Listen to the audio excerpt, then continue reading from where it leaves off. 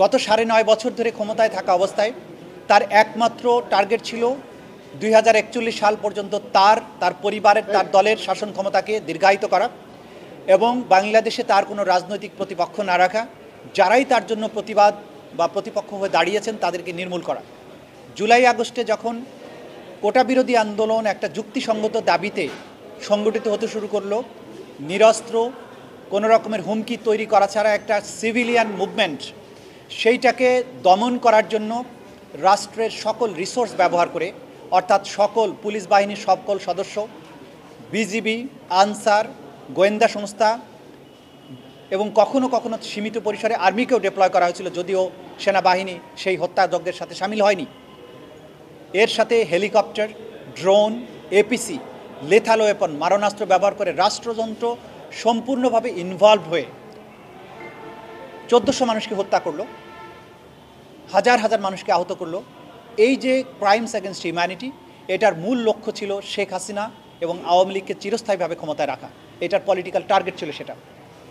এবং কমান্ড স্ট্রাকচারের শীর্ষে বসে শেখ হাসিনা নিজে সবগুলো অপরাধ সংগঠনের জন্য হুকুম দিয়েছেন, যেটা তার কথোপকথন, টেলিফোনিক নির্দেশ, ফজলে নূর তাপসের সাথে তার টেলিফোন কনভারসেশন, মাকসুদ কামালের সাথে তার টেলিফোন কনভারসেশন, হাসানুল হক ইনুর সাথে তার টেলিফোন কনভারসেশন, কর্নেল রাজীবের সাথে তার টেলিফোন কনভারসেশন, এগুলোর মধ্য দিয়ে তিনি তার জিঘাংসা মনোবৃত্তি ক্লিয়ারলি বলেছেন যে এই ছাত্রদেরকে তারা যেহেতু রাজাকার হতে চেয়েছে, অর্থাৎ এই ছেলেগুলো চেয়েছিল প্রতিবাদ করতে, তাদেরকে রাজাকার ট্যাগ দেওয়া হলো। তারপরে বলেছে যেহেতু রাজাকার হতে চেয়েছে তাদেরকে রাজাকারদের মতো ফাঁসি দেব। তারপর বলেছে ইংল্যান্ডে ছাত্র আন্দোলনকারীদের হত্যা করা হয়েছে, আমি এদেরকে হত্যা করব। এরপরে লেথাল ওয়েপন ব্যবহার করে তাদেরকে উপর থেকে হেলিকপ্টার দিয়ে ক্লিয়ার করা, অর্থাৎ তাদেরকে হত্যা করে নির্মূল করার নির্দেশ দেওয়া হলো। বম্বিং করার কথা বলা হলো, প্যারাট্রুপার নামানোর কথা বলা হলো। হসপিটালে গিয়ে তিনি বললেন এদের আহতদেরকে চিকিৎসা যেন না দেওয়া হয়, তাদেরকে অন্য জায়গায় যাতে রিলিজ নিয়ে গিয়ে ট্রিটমেন্ট করতে না পারে, এখানে ধুকে ধুকে মারা যায়, সে ব্যাপারে যে নির্দেশনা দেওয়া, যেটা আমরা শুরুতেও বলেছিলাম, সাক্ষীদের মাধ্যমে প্রমাণিত হয়েছে। তার এই জিঘাংসার মনোবৃত্তি এবং তার পেছনের যে চরিত্র, সেগুলো তুলে ধরেছি। ঘটনা ঘটার পরে বাংলাদেশ থেকে অপরাধ সংগঠনের পরে পালিয়ে যাওয়ার পরেও ভারত থেকে তিনি ক্রমাগত এই আন্দোলনকারীদেরকে তিনি হত্যার হুমকি দিয়েছেন। যারা বিচারিক আদালতে এই হত্যাকাণ্ডের বিচার চেয়ে মামলা করেছেন তাদেরকে নির্মূল করার কথা বলেছেন, তাদের বাড়িঘর জ্বালিয়ে দেওয়ার কথা বলেছেন। বোঝা যাচ্ছে যে হত্যাকাণ্ড, এতগুলো মানুষ মেরে মানবতা বিরোধী অপরাধ করার পরেও তার মধ্যে ন্যূনতম অনুশোচনা নেই। তিনি একজন হার্ড নাট ক্রিমিনালের ভূমিকায় অবতীর্ণ হয়েছেন। সুতরাং এই ট্রাইব্যুনালের মামলায় তিনি যেহেতু সকল অপরাধীদের প্রাণভোমরা ছিলেন, সুপার স্ট্রাকচারের, সকল স্ট্রাকচারের উপরে অবস্থান করতেন, তিনি অপরাধের নিউক্লিয়াস ছিলেন, তাকে চরমদণ্ড এই আইনে যেটা আছে সেটাই দেয়া শ্রেয়।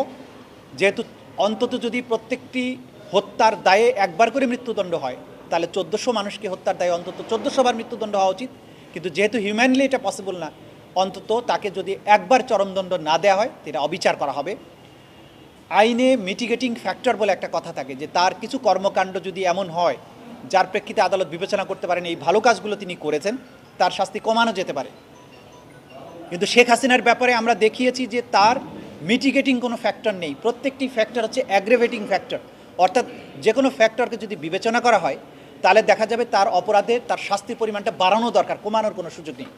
সুতরাং তার ব্যাপারে আমরা বলেছি যে তাকে চরম শাস্তি দেয়াটা উচিত এই আইনের এই বিচারের মধ্যে। দ্বিতীয় আসামি আসাদুজ্জামান খান কামাল, তিনি গ্যাং অফ 4-এর সদস্য ছিলেন।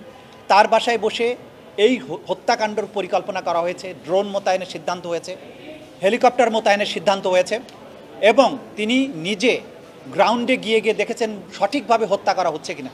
তাকে ভিডিও দেখানো হয়েছে, তিনি বলেছেন যে গুলি করি, তাকে যখন বলা হয়েছে যে গুলি করি একটা মরে একটাই যায়, বাকিরই যায় না স্যার, অর্থাৎ তিনি জানতেন যে গুলি করে মানুষ মারা হচ্ছে এবং সেই মারার বিষয়টা ভিডিওতে দেখানোর পরে তিনি তাদেরকে আরও ফার্দার কীভাবে মারা যায় সেভাবে ডাইরেকশন দিয়েছেন, তাদেরকে শাস্তি দেওয়ার, তাদের প্রতিরোধ করার কোনো ব্যবস্থা করেননি।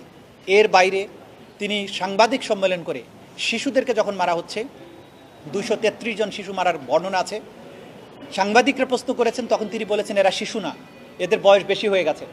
অর্থাৎ হত্যাকাণ্ডকে তিনি জাস্টিফাই করেছেন, শিশু হত্যা তো আছেই, হত্যাকাণ্ডগুলোকেই তিনি জাস্টিফাই করেছেন। তার ব্যাপারেও কোনো রকমের অনুকম্পা দেখানোর সুযোগ নেই।